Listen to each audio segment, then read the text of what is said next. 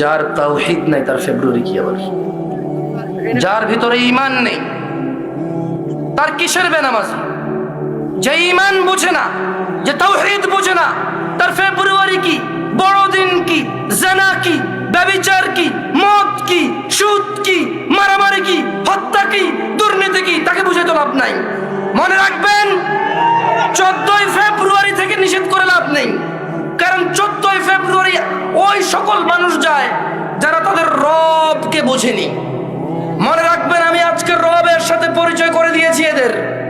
এরা যদি মনে করে 14ই ফেব্রুয়ারি যাবে আর ওদের মৃত্যু হবে ওই অবস্থায়, আর তাদের কোনো ওলি মুর্শিদ আছে যে তাদের কবরে যাবে 14ই ফেব্রুয়ারির ও নষ্টপনা, নোংরা অশ্লীলতার ওখানে গিয়ে তাদের কবরে গিয়ে কেউ তাদের রক্ষা করবে, ওলি আর মুর্শিদা আছে, আমি আর আপনি কি করতে পারি? এখানে দেখা যাবে সেদিন, যেদিন বিচার হবে, মানুষ আল্লাহর সামনে আসবে এককভাবে, একা একা।